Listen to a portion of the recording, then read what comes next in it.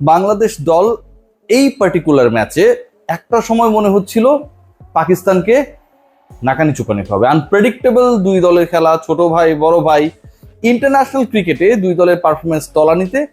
সেই হিসাব নিকাশ করে যখন টস জিতে ব্যাট করার সিদ্ধান্ত নেয় পাকিস্তান এবং তাদের 5 রানের মধ্যে দুই ওপেনার নেই, একজন করেছেন 1, অপরজন করেছেন 0, 53 রানের মধ্যে যখন টপ 3 গন, ঠিক তখন মনে হচ্ছিল যে পাকিস্তানকে বাংলাদেশ চেপে ধরবে। ঠিক তখন মনে হচ্ছিল যে বাংলাদেশ পাকিস্তানকে চেপে ধরবে। বাংলাদেশ ইউএইর বিপক্ষে যেভাবে পরাজিত হয়েছে সেই গ্লানি কিছুটা হলেও মুক্ত করবে, কারণ পাকিস্তান যে খুব বড় চ্যালেঞ্জিং স্কোর করতে পারবে অন্তত তখন পর্যন্ত মনে হচ্ছিল না।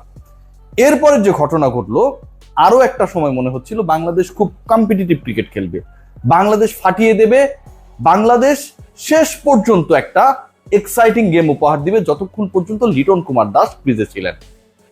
সে কি ক্যাপ্টেন, সবশেষ এই ইনিংসের আগে 27 ইনিংসে ইন্টারন্যাশনাল টি20 মাত্র একটা 50।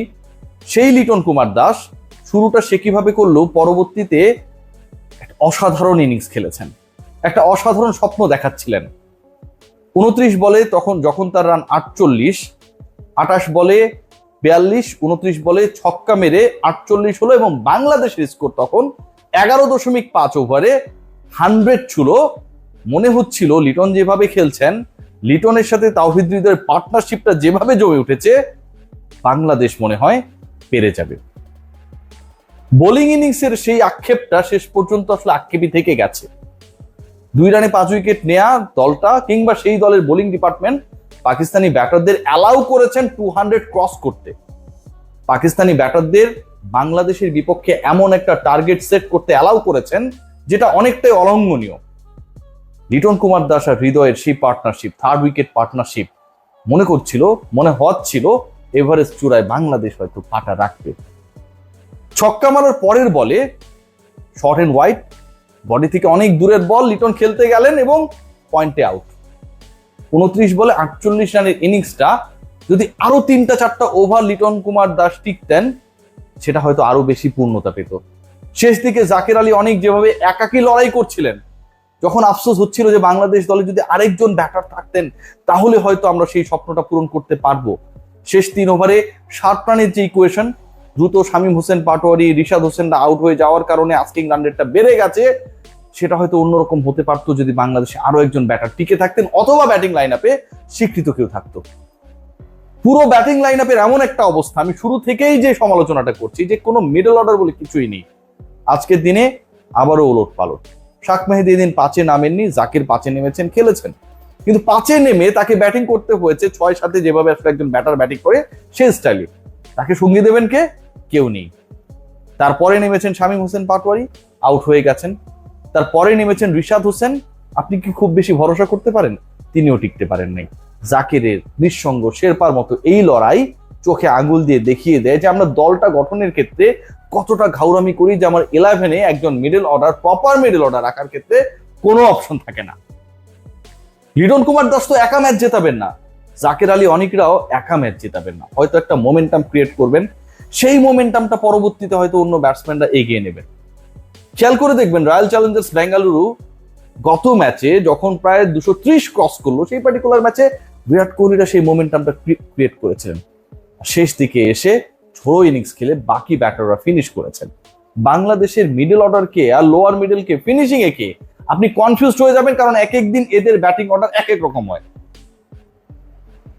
লিটন যদি ওই শটটা না খেলতেন, লিটন যদি আর কিছুক্ষণ থাকতেন, আর 5টা ওভার টিকতেন, আর 3টা ওভার টিকতেন, আমি বিশ্বাস করি এই ম্যাচের ভাগ্যটা অন্যরকম হলে হতেও পারত। লিটন যতটুকু হতাশ করেছেন, স্বপ্নের কাছাকাছি নিয়ে গিয়ে সেই স্বপ্ন ভঙ্গের হতাশা, আমার কাছে মনে হয় সবচেয়ে বেশি হতাশ করেছেন এই পার্টিকুলার ম্যাচে রিশাদ হোসেনকে ছাপিয়েও তাওহিদ হৃদয়। তিনি কি করতে চাইছিলেন উইকেটে, এটা আসলে বোধগম্য আমার হচ্ছিল না। এখন কেউ বলতে পারেন যে তাওহিদ হৃদয় টার্গেট করছেন লিটন কুমার দাস, যেহেতু একদিকে খেলছেন, রানস বের হচ্ছে, ভালো পার্টনারশিপ বিল্ড হচ্ছে, তিনি ধরে রেখেছেন। ধরে রাখার মানে কি এটা যে আপনি প্রায় 4 ওভার খেলে ফেলবেন, 77 স্ট্রাইক রেটে ব্যাট করবেন, 22 বলে 15-17 রান? ধরে খেলার মানে কি এটা?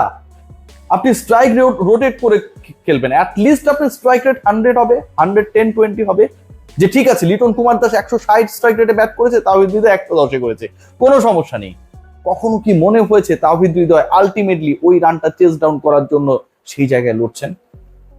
সবচেয়ে বেশি সে কি যিনি ছিলেন, সবচেয়ে বেশি চাপে যিনি ছিলেন, ক্যাপ্টেন্সির চাপ, রান না পাবার চাপ, বড় দলের বিপক্ষে খেলা, সবকিছু মিলিয়ে লিটন কুমার দাসের সাম্প্রতিক সময়ে সংবাদ মাধ্যমে উল্টা পাল্টা বক্তব্য দেয়া যেভাবে প্রেসার ক্রিয়েট করেছিল তার নিজের উপর, সেখান থেকে তিনি একটার পর একটা ছক্কা যেভাবে মারছিলেন, মনে হচ্ছিল যে আজকে লিটন কুমার দাস সকল প্রশ্নের উত্তর দিয়ে দেবেন। তার আগে আরেকটা আক্ষেপ রয়েছে, তানজিদ হাসান তামিম। কি অসাধারণ একটা ইনিংস! বাংলাদেশের ইনিংসের ছক্কা যতগুলো শুরুর দিকে সবগুলোই তার মারা।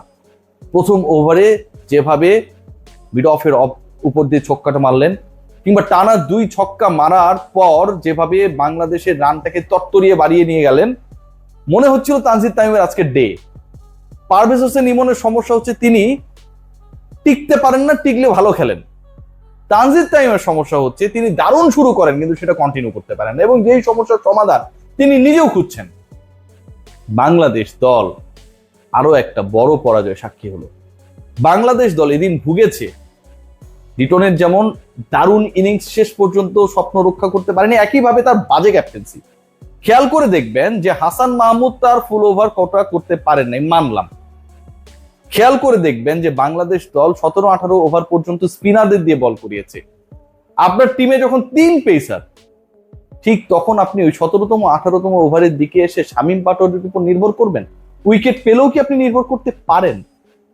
যদি না পারেন, যদি মনে হয় যে আপনার 6 জন বোলার দরকার, তাহলে why not in the squad Mehedi Hasan Miraz? যদি বলই করাতে হয়, মেহেদী হাসান মিরাজ তো শামীম পাটোয়ারির থেকে বেটার। আবার ব্যাটিং পারফরমেন্স যদি আপনি বিবেচনা করেন, ডেফিনেটলি শামীম হোসেন পাটোয়ারির উইন্ডিজের এগেইনস্টে দারুণ পারফরমেন্স ছিল, কিন্তু মেহেদী হাসান মিরাজ এই মুহূর্তের বাস্তবতায় তো আরো বেটার ব্যাটার। মিডল অর্ডারে যে সংকট তৈরি হয়েছিল আজকে, যেটার জন্য বাংলাদেশ লিটন আউট হয়ে যাওয়ার পর, জাকের থাকার পরেও সেই স্বপ্ন আমরা পূরণ করতে পারিনি।